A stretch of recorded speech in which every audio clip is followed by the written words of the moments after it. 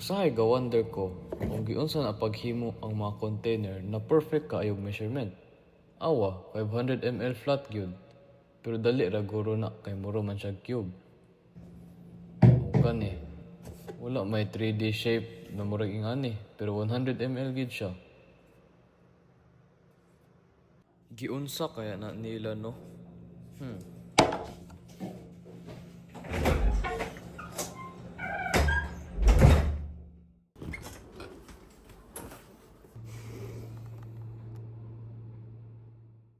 Have you also wondered the same thing?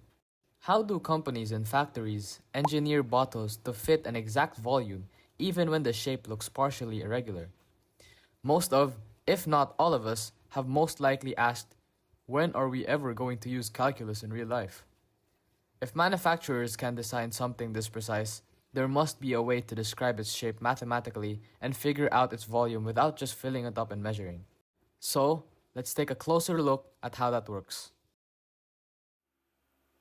We remember basic 3D shapes like cubes, spheres, and cones. We know how to calculate their volumes because each one has a formula that comes from understanding the simple geometry of the shape. But most real objects aren't perfect cubes or cylinders. We have objects with curves and irregular designs that don't match any formula we've memorized. That's where the idea of solid revolution comes in. If we take a function and rotate it around an axis, for this example, the x-axis, we create a three-dimensional object. Then, how do we find the volume? If we slice and take a part of the shape like this, we create a circle or what is known as a disk.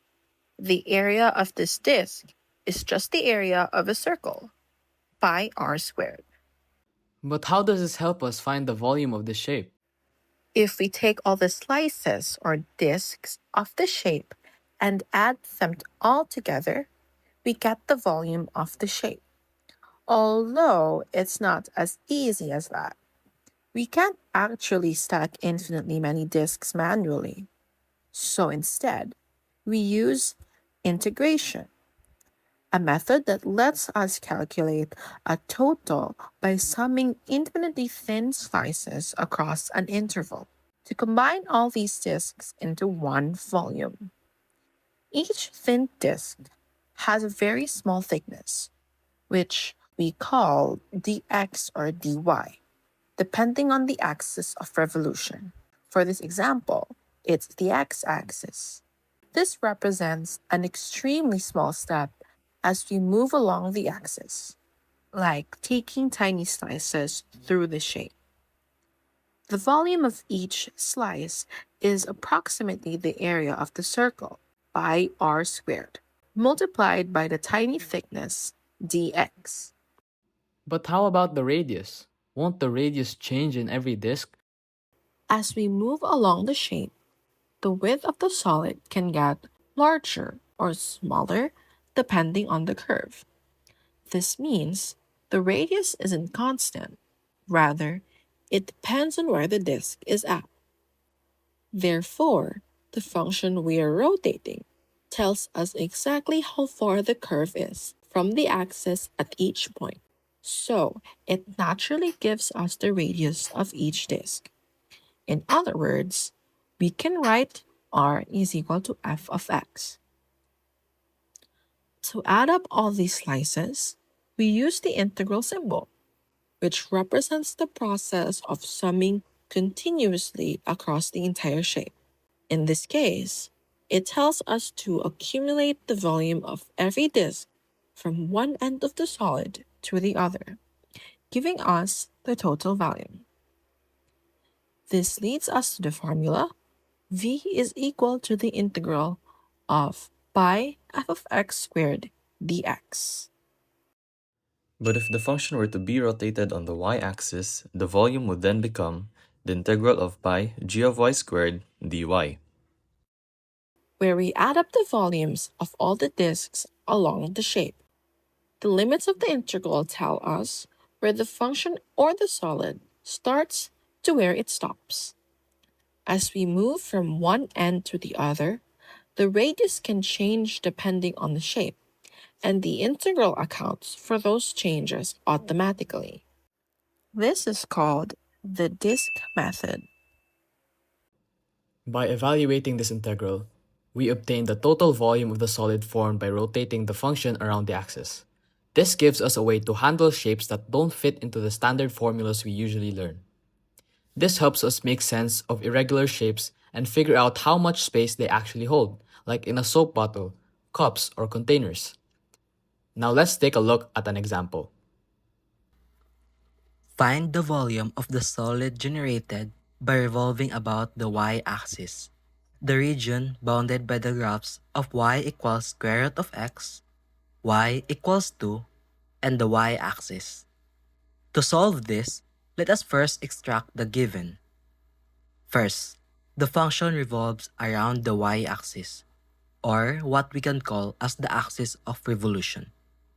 Next, we are given square root of x, y equals 2, and the y-axis.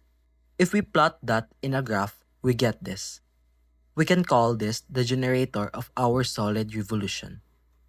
To visualize these graphs and 3D shapes, we use CalcPlot 3D. Using this tool, we can visualize the revolution of this function by the y-axis.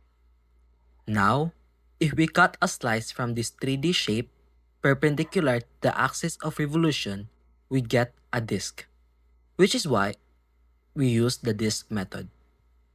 With this information, we can form the integral to solve for the volume. Since the axis of revolution is the y-axis, we use the y-axis version of the formula, which is this. The limits of the integral would be the endpoints of the function on the y-axis, which are 0 and 2.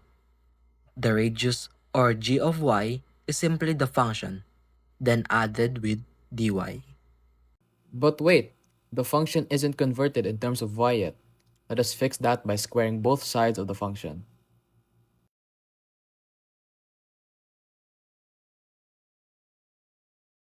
Now, we can simplify this integral. We start with squaring the radius, which results in y to the 4th power.